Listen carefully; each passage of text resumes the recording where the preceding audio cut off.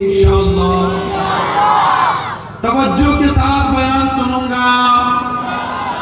دوران بیان سستی سے بچوں گا، باادب بیٹھ کر بیان سنوں گا، یہ اچھی نیتیں کریں انشاءاللہ۔ اچھی نیتیں ہوں گی اور اس پر عمل کریں گے تو اللہ پاک ثواب بھی عطا فرمائے گا۔ سب سے پہلے ایک فضیلت بیان کرتا ہوں درود پاک کی، سنیے۔ حضرت سیدنا شیخ ابو بکر شبلی رحمت اللہ تعالی علیہ ایک روز بغداد معلیٰ کے جید عالم حضرت سیدنا ابو بکر بن مجاہد رحمت اللہ تعالی علیہ کے پاس تشریف لائے۔ انہوں نے فوراً کھڑے ہو کر حضرت ابو بکر شبلی کی پیشانی کو چوم لیا اور بڑی تعظیم کے ساتھ انہیں اپنے پاس بٹھایا۔ حاضرین نے عرض کیا، یا سیدی، آپ اور اہل بغداد آج تک انہیں دیوانہ کہتے رہے، مگر آج ان کی اس قدر تعظیم کیوں؟ جواب دیا کہ میں نے یوں ہی ایسا نہیں کیا، الحمدللہ آج رات میں نے خواب میں یہ ایمان افروز منظر دیکھا کہ حضرت سیدنا ابو بکر شبلی رحمت اللہ تعالی علیہ بارگاہ رسالت میں حاضر ہوئے تو سرکار دو عالم نور مجسم شاہ بنی آدم صلی اللہ تعالی علیہ وآلہ وسلم نے کھڑے ہو کر ان کو سینے سے لگا لیا، پیشانی کو بوسہ دیا اور اپنے پہلو میں بٹھا دیا۔ میں نے عرض کی، یا رسول اللہ صلی اللہ علیہ وآلہ وسلم، شبلی پر اس قدر شفقت کی کیا وجہ؟ اللہ کے محبوب دانائے غیوب منزہ عن العیوب صلی اللہ تعالی علیہ وآلہ وسلم نے غیب کی خبر دیتے ہوئے فرمایا کہ یہ یعنی حضرت ابو بکر شبلی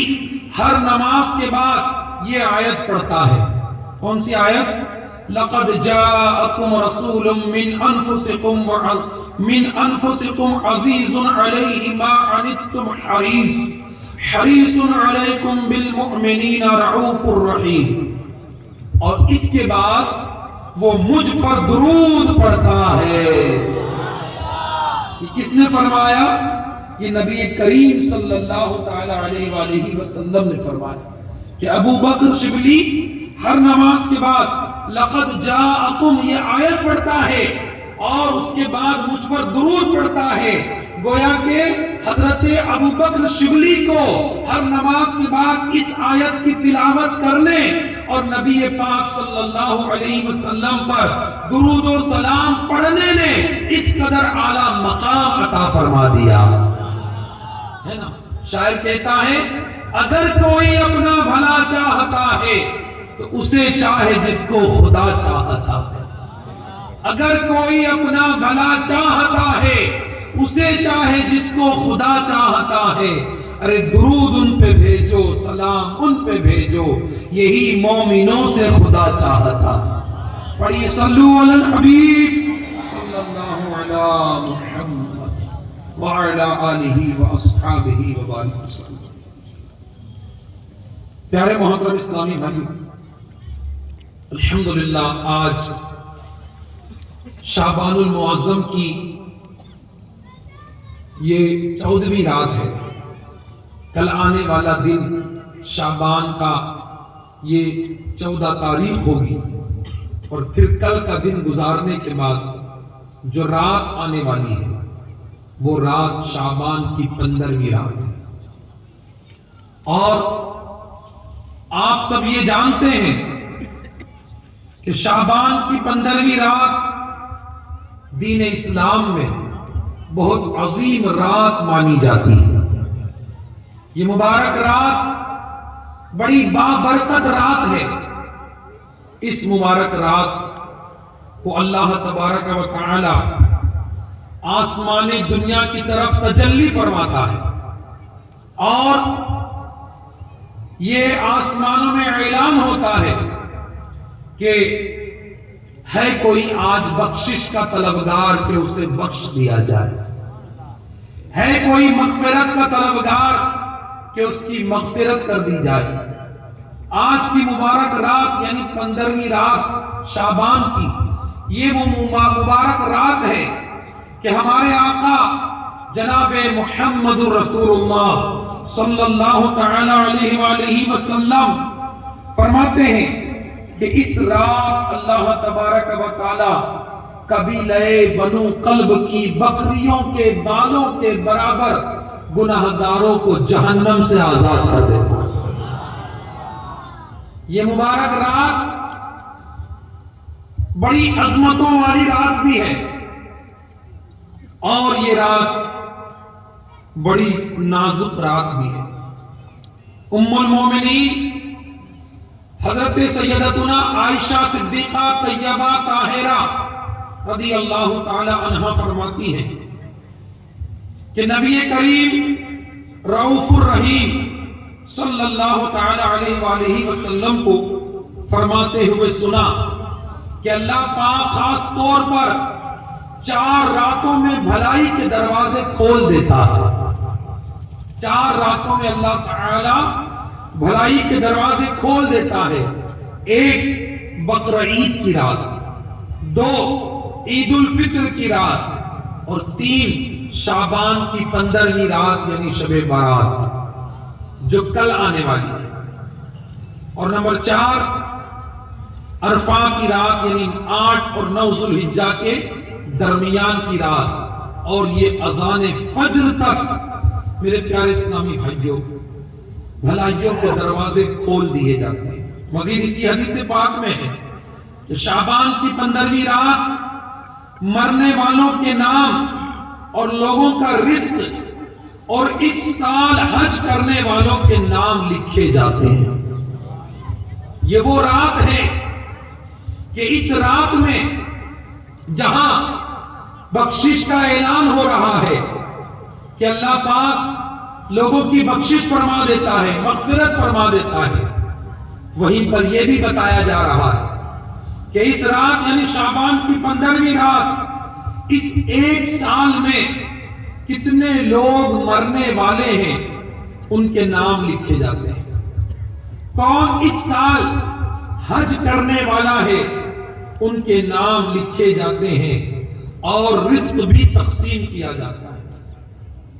شعبان کی 15ویں رات کتنی نازک ہے، نہ جانے کس کی قسمت میں کیا لکھ دیا جائے۔ بعض اوقات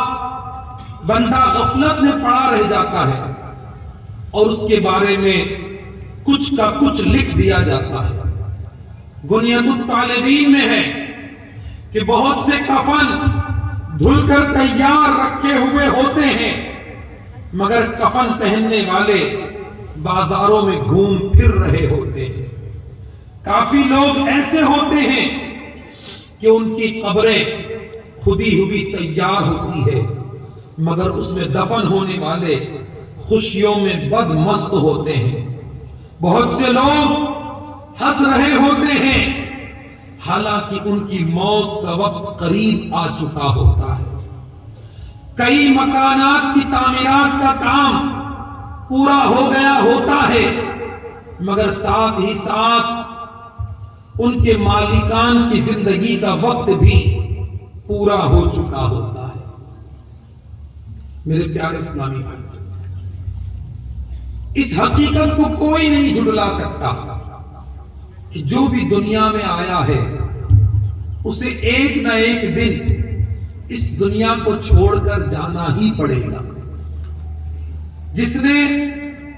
زندگی کی بہاریں دیکھی اسے موت کا جام پینا ہی پڑے گا۔ ہر ایک جاندار کو موت کے دروازے سے گزرنا ہی پڑے گا۔ کل شب برات ہے اور شب برات میں لوگ قبرستان جاتے ہیں، تو قبرستان جانا سنت مبارکہ بھی ہے کہ اس رات میں نبی پاک صلی اللہ علیہ وسلم سے قبرستان جانا ثابت ہے۔ ام المومنین حضرت عائشہ صدیقہ طیبہ طاہرہ رضی اللہ تعالی عنہا یہ فرماتی ہیں کہ میں نے شعبان کی 15ویں رات نبی پاک صلی اللہ تعالی علیہ وآلہ وسلم کو دیکھا کہ آپ بقیع مبارک میں ہیں، اور پیارے آقا علیہ السلام نے جو باتیں ارشاد فرمائی وہ ہم نے ابھی سنی کہ شعبان کی 15ویں رات یہ وہ رات ہے کہ ہمارے آقا مدینے والے مصطفیٰ صلی اللہ تعالی علیہ وآلہ وسلم اللہ پاک کی عبادت میں اس رات کو گزارتے، اور فرمایا کہ اس رات اللہ پاک بخشش فرما دیتا ہے قبیلہ بنو قلب کی بکریوں کے بالوں کے برابر گناہگاروں کی۔ اور نبی پاک صلی اللہ تعالی علیہ وآلہ وسلم نے یہ بھی ارشاد فرمایا کہ اس رات کو اللہ تبارک و تعالی بخشش فرماتا ہے، مگر کچھ ایسے بھی ہیں جو اس رات بخشش سے محروم رہتے ہیں۔ اس میں سے ایک شراب کا عادی، شراب پینے والا، 2 ماں باپ کا نافرمان، 3 زنا کا عادی، 4 قطع تعلق کرنے والا، 5 تصویر بنانے والا، اور 6 چغل خور۔ اسی طرح مختلف روایتوں میں اور بھی گناہگاروں کا اور گناہوں کا ذکر کیا گیا ہے۔ اے دعوت اسلامی کے آج کے اجتماع میں آنے والوں، ہم میں سے کوئی نہیں جانتا کہ کل رات ہمارا نام کس میں شمار کیا جائے۔ ہم سب کو ڈرنا چاہیے، ہم سب کو اللہ کی بارگاہ میں خوف کرنا چاہیے کہ نہ جانے کل ہماری قسمت میں کیا لکھ دیا جائے۔ جی ہاں، یہ حقیقت ہے کہ میرے پیارے اسلامی بھائیوں، مرنے کا وقت تو طے ہے۔ ایک روایت میں آتا ہے کہ کل کی رات سال بھر میں مرنے والوں کے نام لکھ کر حضرت ملک الموت علیہ السلام کو دے دیے جاتے ہیں کہ اس ایک سال میں فلاں بن فلاں کا انتقال ہونے والا ہے، فلاں بن فلاں دنیا سے جانے والا ہے۔ کل کی رات نہ جانے اس مجمع میں موجود ہم میں سے کس کا نام لکھ کر ملک الموت کو دے دیا جائے، ہمیں نہیں معلوم، ہمیں نہیں معلوم۔ آگاہ اپنی موت سے کوئی بشر نہیں، آگاہ اپنی موت سے کوئی بشر نہیں۔ سامان 100 برس کا ہے، پل کی خبر نہیں۔ میرے پیارے محترم اسلامی بھائیوں، یہ حقیقت ہے کہ مرنا تو سب کو ہے، اندھیری قبر میں اترنا ہے، اپنی کرنی کا پھل بھگتنا ہے، اور یہ ہم میں سے ہر ایک جانتا ہے کہ مجھے دنیا سے جانا ہے، لیکن ہم ڈرتے نہیں۔ ہمارے دلوں سے گویا خوف آج نکلتا چلا جا رہا ہے۔ ہماری زندگی کا انداز آج یہ بتا رہا ہے کہ مجھے گویا ہمیشہ ہمیشہ اس دنیا میں رہنا ہے۔ میرے پیارے اسلامی بھائیوں، پچھلی شب برات سے لے کر کل آنے والی شب برات تک اس ایک سال میں آپ نے اور میں نے نہ جانے کتنے جنازوں میں شرکت کی ہوگی، کتنوں کی نماز جنازہ پڑھی ہوگی، کتنوں کو کفن پہنایا ہوگا، کتنوں کو غسل میت دیا ہوگا، کتنوں کے جنازے کو کاندھا دیا ہوگا، کتنوں کو قبروں میں اتارا ہوگا۔ پچھلی شب برات سے لے کر کل آنے والی شب برات تک اس ایک سال میں ذرا غور کرو کہ کتنے لوگ ہمارے درمیان سے چلے گئے، اور ان جانے والوں میں کوئی ہمارا دوست ہوگا، کوئی ہمارا پڑوسی ہوگا، کوئی ہمارا رشتہ دار ہوگا، کوئی ہمارا جاننے والا ہوگا، کوئی ایسا ہوگا جس سے ہم بڑی محبت کرتے تھے، ہم میں سے کسی کا بھائی گیا ہوگا، ہو سکتا ہے کسی کے والد کا انتقال ہوا ہوگا، ہو سکتا ہے کسی کا جگری دوست داغ فرقت دے کے چلا گیا ہوگا، ہو سکتا ہے کہ ہم میں سے کوئی ایسا ہو کہ جس کے گھر سے جنازہ اٹھا ہو، ہمارے محلے سے جنازہ جنازہ اٹھاؤ، ہماری گلی سے جنازہ اٹھاؤ، ہم میں سے کوئی ایسا ہو جس نے ایک سال میں نہ جانے کتنے جنازے دیکھے ہو۔ میں آج عبرت کے لیے عرض کرتا ہوں، مجھے بھی ڈرنا چاہیے، آپ کو بھی ڈرنا چاہیے کہ ایک سال میں ہم نے جتنے جنازے دیکھے، کیا معلوم کہ کل کی رات ہمارا نام بھی لکھ دیا جائے، کل کی رات ہمارا نام بھی لکھ دیا جائے کہ اب یہ آنے والی سال میں اس کا بھی نام لکھ دو۔ گنیت الطالبین میں ہم نے سنا، یہ لکھا ہے کہ بہت سے کفن دھل کے تیار مارکیٹ میں رکھے ہیں اور کفن پہننے والے غفلتوں میں زندگی گزار رہے ہیں، قبریں کھدی ہوئی ہے اور دفن ہونے والے ہنس ہنس کے گناہ کر رہے ہیں۔ عبرت ہے ہمارے لیے، ہاں میرے پیارے اسلامی بھائیوں، عبرت ہے ہمارے لیے کہ آج ہم قبرستان جاتے ہیں، قبروں کو دیکھتے ہیں، جنازے پڑھتے ہیں، اپنے کندھوں پر جنازے اٹھاتے ہیں، لیکن ہمیں اپنی موت یاد نہیں آتی، ہم اپنی موت کو یاد نہیں کرتے۔ اے دعوت اسلامی کے اجتماع میں آنے والوں، مرنا پڑے گا، اندھیری قبر میں اترنا پڑے گا، اور ہاں اپنی کرنی کا پھل بھگتنا پڑے گا۔ جی ہاں، کوئی گل باقی رہے گا نہ یہ چمن رہ جائے گا، کوئی گل باقی رہے گا نہ یہ چمن رہ جائے گا، پر رسول اللہ کا دین حسن رہ جائے گا، پر رسول اللہ کا دین حسن رہ جائے گا۔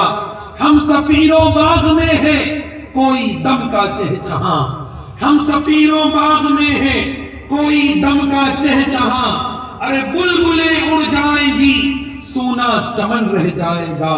بلبلیں اڑ جائیں گی، سونا چمن رہ جائے گا۔ اطلس و کم خواب کے پوشاک پر نازا نہ ہو، اطلس و کم خواب کے پوشاک پر نازا نہ ہو، اس تنے بے جان پر خاکی کفن رہ جائے گا، اس تنے بے جان پر خاکی کفن رہ جائے گا، کوئی گل باقی رہے گا نہ یہ چمن رہ جائے گا، پر رسول اللہ کا دین حسن رہ جائے گا۔ میرے پیارے اسلامی بھائیوں، آج ہم قبرستان جاتے ہیں، کل بھی جائیں گے، اگر زندگی رہی اور کل شب برات ملی تو قبرستان جائیں گے، قبرستان جا کر اپنے مرحومین کے لیے ہم دعا کریں گے، ایصال ثواب کریں گے، ان کے لیے دعائیں مغفرت کریں گے۔ اور آپ نے کبھی قبرستان جا کر یہ غور کیا ہے، یہ دیکھا ہے کہ آج قبرستان پر یہ جو قبریں بنی ہوئی ہیں، بظاہر اوپر سے تو یہ ساری قبریں یکساں نظر آتی ہیں، جی ہاں، اوپر سے تو یہ ساری قبریں یکساں نظر آتی ہے، لیکن میرے پیارے اسلامی بھائیوں، اللہ بہتر جانتا ہے، ہم نہیں جانتے۔ یقیناً ان قبروں کے اندرونی معاملات یکساں نہیں ہیں، اندرونی معاملات یکساں نہیں ہیں، نہ جانے کون اس میں جنت کے مزے لوٹ رہا ہوگا، نہ جانے کس کی قبر میں جنت کی کھڑکی کھولی گئی ہوگی، نہ جانے کون قبر کے امتحان میں کامیاب ہو گیا ہوگا اور اللہ کی رحمتوں کے سائے میں ہوگا، اور نہ جانے کون ایسا کم نصیب ہوگا جو عذاب قبر میں گرفتار ہوگا، نہ جانے کون اس میں ایسا ہوگا کہ جس سے اللہ ناراض ہو گیا ہوگا اور اس کی قبر جہنم کے گڑھوں میں سے ایک گڑھا بنا دی گئی ہوگی، کیونکہ حدیث پاک میں آتا ہے قبر روزانہ پکار پکار کے کہتی ہے، اے غافل انسان، کیا تو مجھے بھول گیا؟ اے غافل انسان، کیا تو مجھے بھول گیا؟ یاد رکھ، میں اندھیری کوٹھڑی ہوں، میں کیڑے مکوڑوں کا گھر ہوں، میں وحشت و گھبراہٹ کا گھر ہوں، مگر جس کے لیے اللہ پاک مجھے وسیع کر دے۔ قبر یا تو جنت کے باغوں میں سے ایک باغ ہے یا جہنم کے گڑھوں میں سے ایک گڑھا۔ اے دعوت اسلامی کے اجتماع میں آنے والے، یہی وجہ ہے کہ آج ہم نہیں ڈرتے، لیکن اللہ والے نیک و پرہیزگار ہوتے تھے، پھر بھی قبر کے سرہانے کھڑے ہو کے روتے تھے، قبر پر قبرستان جا کر اتنا روتے کہ ان کی داڑھی مبارک تر ہو جاتی، زمین کی مٹی بھیگ جاتی۔ حضرت عثمان غنی رضی اللہ تعالیٰ عنہ کے بارے میں روایتوں میں لکھا ہے کہ جب آپ قبرستان جاتے اور میت کو دفن کیا جاتا، سارے لوگ پلٹ کے چلے جاتے، حضرت عثمان غنی قبرستان میں کچھ دیر ٹھہرتے اور اس قدر روتے کہ داڑھی مبارک تر ہو جاتی۔ لوگوں نے کہا حضور کیا بات ہے، جہنم کا تذکرہ ہوتا ہے، آپ اتنا نہیں روتے، لیکن قبر کے سرہانے کھڑے ہو کر آپ اتنا روتے ہیں، اس کی کیا وجہ ہے؟ فرمایا کہ میں نے رسول اللہ صلی اللہ علیہ وسلم کو یہ فرماتے سنا ہے کہ قبر و آخرت کی منزل میں سب سے پہلی منزل قبر ہے۔ اگر قبر والوں نے اس سے نجات پائی تو بعد کا معاملہ بھی آسان ہے، اور اگر اس سے نجات نہ پائی تو بعد کا معاملہ اور بھی سخت ہے۔ ایک دن مرنا ہے، آخر موت ہے، ایک دن مرنا ہے، آخر موت ہے، کر لے جو کرنا ہے، آخر موت ہے۔ قبر میں میت اترنی ہے ضرور، قبر میں میت اترنی ہے ضرور، اور جیسی کرنی ویسی بھرنی ہے ضرور۔ آج زمین کے اوپر دم دنا کے گناہ کر رہے ہو، کل زمین کے اندر جانا پڑے گا۔ میرے پیارے اسلامی بھائیوں،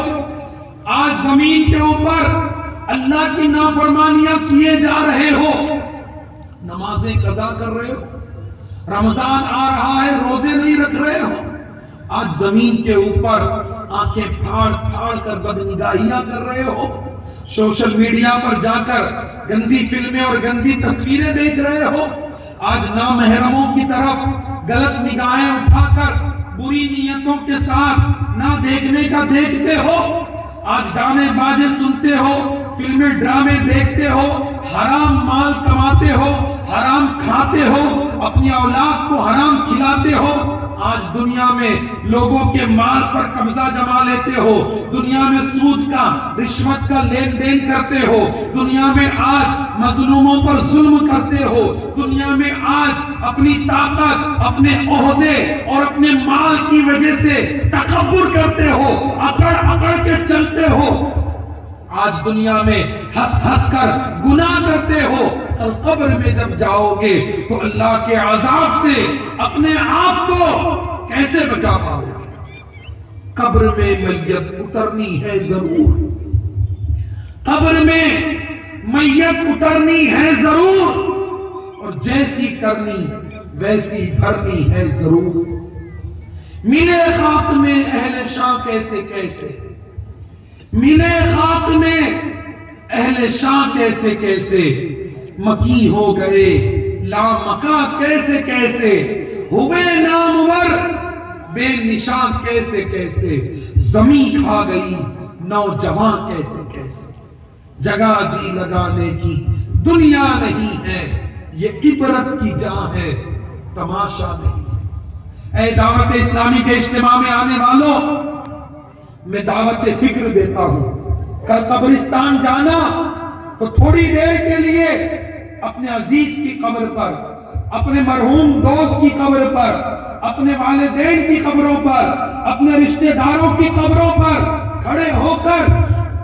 دعا اور فاتحہ کرنے کے بعد ذرا قبر پر عبرت کی نگاہ ڈال کر سوچنا کہ ان قریب مجھے بھی یہی آنا ہے، ان قریب میرا بھی یہی ٹھکانہ ہوگا، ان قریب مجھے بھی اسی اندھیری قبر میں اتارا جائے گا، مجھ پر بھی منو مٹی ڈالی جائے گی، میری قبر پر بھی سینے رکھی جائے گی، میری قبر کے بھی ایک ایک سوراخ کو بند کیا جائے گا، مجھے بھی اللہ کی رحمت کے سپرد کیا جائے گا، مجھے بھی میرے چاہنے والے اسی 2 گز زمین کے اندر اتاریں گے۔ آج میرے کون سے اعمال ہے کہ میری قبر